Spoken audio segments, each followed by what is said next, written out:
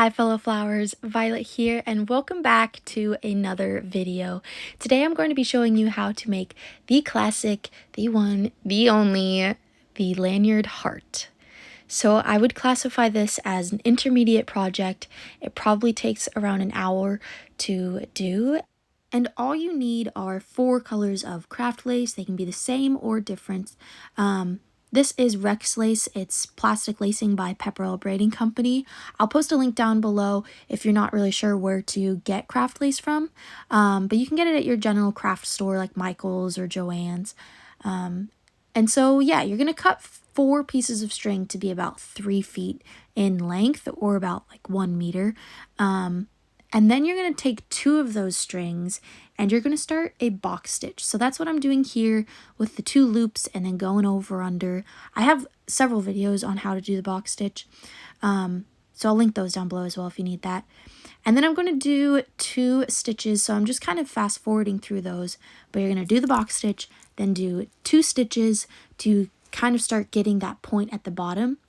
And then on the 4th stitch, this is where kind of that intermediate skill comes into play. Now let's slow it down just so we can see what's going on. For this 4th stitch, instead of tightening everything up, I'm going to leave it a little bit loose.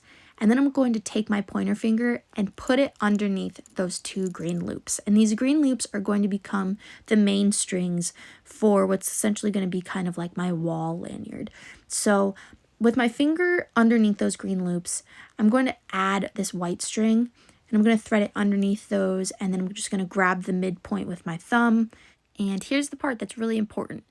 After my thumb is on top of this new string, I need to weave this in the correct order to get it to work. So you see how on the right side, I have this purple string that's pointing to the right.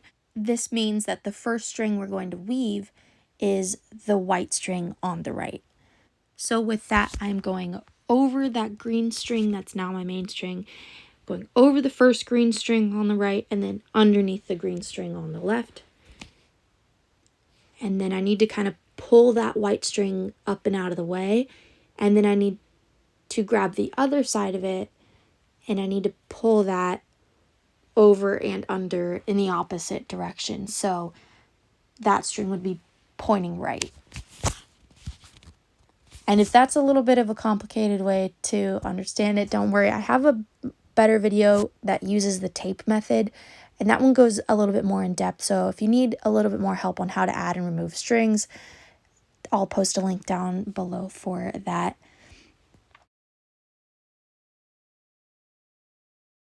And now that we have this new string added, we're just going to pull it all tight.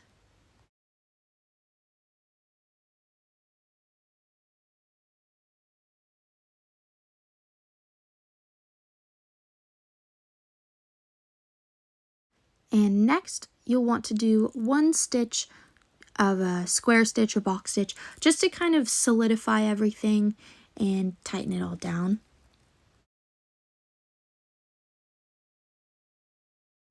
And then we're going to start another stitch, but with this one, I don't want you to tighten it all the way because we're going to be adding another string. So that way we can make those 2 arches for the heart.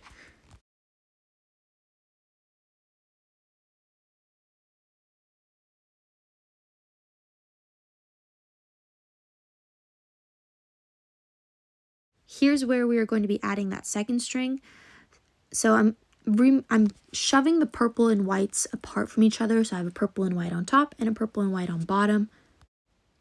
And now I have my black string and I've fed that in between the 2 white strings. And now I'm doing the same thing where I'm grabbing the black string at its ends, finding the midpoint, holding that midpoint with my pointer and my thumb, and then weaving this new black string over and under the green string, which is my main string. And again, I'm doing it in the order based off of which string that it's next to is like it's pointing that direction. So in this case, you'll see that I have a white string that's pointing left, and so I'm going to grab the black string on the left and weave that towards the right by going over the green string and underneath the other green string. And then over here on the right, I have a black string that's pointed in the same direction as the white, and I need to bring him over and under the green main string. And just a pro tip, be careful not to accidentally weave your string underneath the loop of its neighboring string, just because it's gonna get complicated real quick then. Okay, great. So if you've made it this far, you're welcome to just tighten it all up. And now we can get to the fun part of adding breaking it into two separate lanyards. And this is where, like, if you're strong at the box stitch, that's all this is. So I'm going to split my strings now into groups of 4. So I have 8 strings, and I'm going to bring 4 of them together to make a box stitch. Here I have my green and my black that have become my 2 loops that I'm starting with. And then my purple and my white, I'm weaving those over and under those strings. So voila, look, it was just the box stitch, and now I can do the box stitch. And I'm going to do this until I have maybe about like 5 or 6 inches left on each string. Now we're going to tighten that up. And then we can kind of set those aside for now. And I'm going to show you really quick. Here we have those other 4 strings that we had left behind. And with this, we're going to make another box stitch. So I'm using the black and the green again to form 2 loops. And then with my white and my purple, I'm feeding those over and under box stitch fashion. Box stitch style. Gosh, say that 5 times over.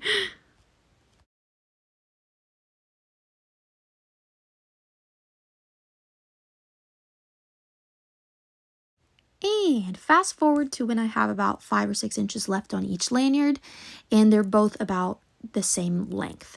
And here's where another intermediate step comes in. Unfortunately, this isn't going to be totally easy. You have to reattach the lanyard, and before you do that, you have to turn it 180 degrees. So let me slow it down again, and we're going to show you how to do that. My green string here was my main string when I started. But now I need to twist this guy. So instead of being on the left, I'm going to twist him so that he's facing the right. And now my black string is going to be my main string.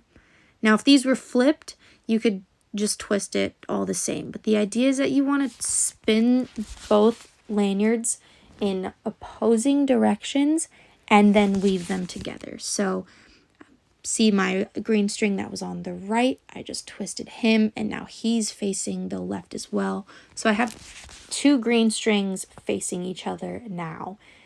And my black strings that are on the outside are going to become my main strings for this new lanyard.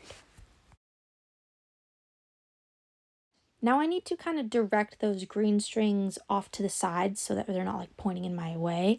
And I'm going to grab those black strings and start those as a new lanyard. So make 2 loops with your black strings. And then with the first string on the right, which is my white, I'm weaving over and under my black string. And then I'm going to grab the purple string, which is next up. So I need to kind of get the green string out of the way. Weave this purple one over those black strings. And now it's time to weave those strings, the green ones, over and under the black. And then I'll grab the other side, weave him over and under the black string. And then time for the purple. It's my last purple string. He's going over and under the black. And then to finish, we're going to take this white one and go over and under. Now I can pull this all tight. And you'll see that the lanyard is kind of resisting you because it's like, hey, why are you putting me in this position? I don't like this. But we're going to tell him that it's okay. This is what's supposed to be happening. So now we're going to do 1 stitch to hold everything in place. And then we'll start to drop some strings. So I'm just going to do a normal straight stitch here. Then we'll pull this guy tight. And now I'm going to do another stitch again, but this time I'm not going to include the green strings. I'm only going to include the white and the purple. So all that means is that I'm just skipping the green altogether. I'm leaving it out. And I'm going to pull this tight, and you'll see that the lanyard is going to start to kind of come together. But again, anytime you add or drop a string, you kind of want to do one stitch to solidify your work. So that's what I'm going to do here. I'm going to do one stitch with only the purple and white again. Over and under, there we go. Over and under that one. Pull this tight. And voila, now we're pretty solid. There's no green in sight. And here, now it's time to drop my purples. So I'm not going to include the purples this time. We're only going to weave black and white. And then we'll pull this one tight. And then here I'm just going to do 2 stitches to kind of like cherry on top the whole thing.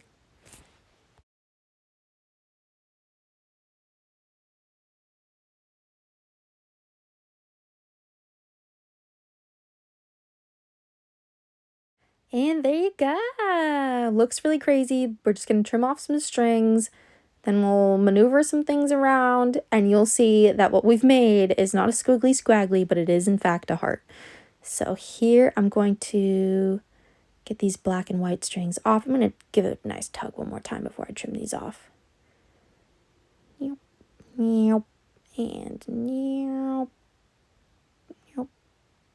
okay, there we go. Okay, here we go. Now we're game. Okay, so here we just kind of got to like play with it a little bit to kind of get that heart shape. Might have to tug it one way or another. But there you have it. That is how you make the heart lanyard. So thank you so much for watching this video. If it's still Valentine's Day where you're at, happy Valentine's Day. And have a great rest of your day. I'll see you guys in the next one. Bye.